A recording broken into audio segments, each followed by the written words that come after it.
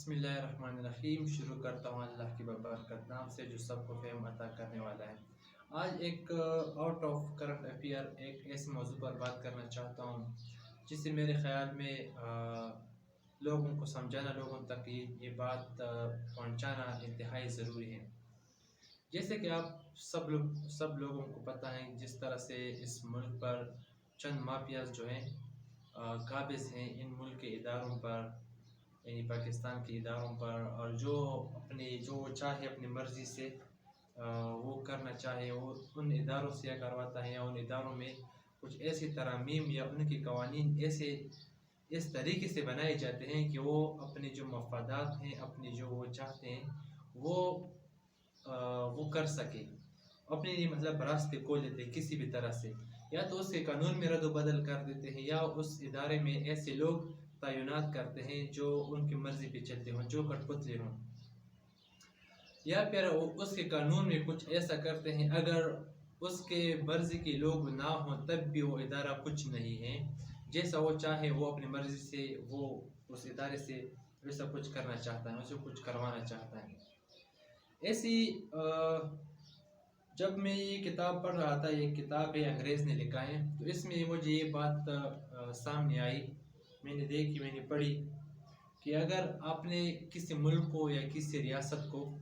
वैसे तो इसमें इन्होंने 3 बातें बताई हैं, इसमें से ये बताता है ये अगर 3 बातें आप इकट्ठे इम्प्लीमेंट करो किसी मुल्क पर या किसी रियासत पर, या इनमें से एक भी करो या 2 करो, तो आप इस मुल्क पर पूरी तरह से कब्जा कर सकते हो। अब आप देख ले कि किस तरह से ये लोग इन इदारों पर काबिज़ हैं, क्योंकि जो तरमीम PTI की हुकूमत लाई थी उसी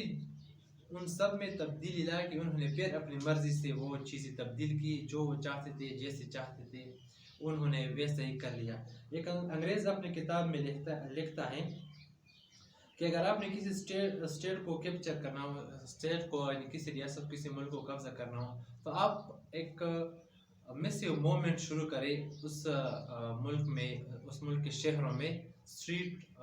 उसकी गलियों में, कि उसके जो इदारे हैं उसके जो इंस्टीट्यूशन है, इदारे हैं, उन पर आप काबिज़ हो। इस तरह से आप जो चाहेंगे, जो आप करवाना चाहेंगे आप कर सकते हैं। मतलब मुल्क, वो इलाका, वो शहर, वो कस्बा, वो सूबा, वो एक प्रोविंस हो चाहे मुल्क हो, वो आपके मातहत हो जाएगी।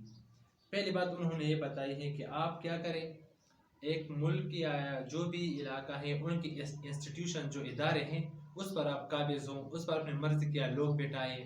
या उसमें ऐसे कवानीन बनाए जिससे वो आगे ना जा सके, कवानीन के मुताबिक आप अपने लिए रास्ता हमवार करते हो, और फिर जो इदारा होता है वो आपके मातहत काम करता है जैसे आप चाहते हो उसी तरह से, क्योंकि कानून आपने बनवाए होते हैं, तो उसी तरह से आप फिर वो आपके ताबे होता है, आपकी मर्ज़ी के मुताबिक काम करता है। दूसरी चीज़, जैसे कि आप सबको पता है कि अभी चंद साल पहले तुर्की में बगावत हुई थी, फौजी बगावत, फिर उसके बाद क्या हो गई, या फिर फौजी बगावत होने के बाद पुलिस ने और आवाम ने सड़कों पे आकर उस बगावत को क्या कर दिया, नाकाम बना दिया। मतलब सदर जो तैयब एर्दोगान है उन्होंने आवाम को अपील की कि ये जो लोग हैं ये गैर कानूनी तौर पर आए हैं, इन्होंने बगावत की है, लिहाजा इनको रोके, इनके सामने ये जो बगावत इन्होंने की है इनको रद्द-ए-अमल दिखाए। तो तुर्की की आवाम निकल आई, पुलिस भी निकल आई, और वो फौज जो उन्होंने बगावत की थी वो बिल्कुल बगावत उन्होंने ख़त्म की, उन्होंने सरेंडर कर दिया, और इस तरह से जो तुर्की की रियासत थी, डेमोक्रेसी थी, वो बच गई। दूसरी बात वो बता रहा है अपनी किताब में, अगर अपने किसी मुल्क को कब्जा करना हो या किसी स्टेट पर कब्जा करना हो, तो वो बताता है कि आप यानी जो छोटे रैंक के जो आर्मी ऑफिसर्स होते हैं, जैसे कैप्टन, लेफ्टिनेंट कैप्टन या सेकंड लेफ्टिनेंट वगैरह जो होते हैं, ब्रिगेडियर्स वगैरह होते हैं, ये अगर एक मुल्क में ये लोग बगावत करें तो इससे क्या हो जाता है, मुल्क को आप काबिज़ कर सकते, मुल्क पर आप कब्जा कर सकते हो। दूसरी बात उन्होंने ये बताई है। और तीसरी बात जो उन्होंने बताई है, जैसे कि मुख्तलिफ ममालिक में ये होता भी आ रहा है ہم نے دیکھا بھی ہے جیسے لبنان وغیرہ میں یا شام وغیرہ میں ایسے جو چھوٹے موٹے گروپس ہوتے ہیں جسے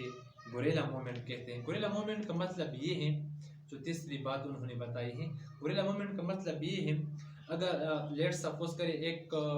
علاقہ ہے یا ایک قصبہ ہے، اس پر چند مسلح گروپ یا ایک گروپ یا دو گروپ ہوں،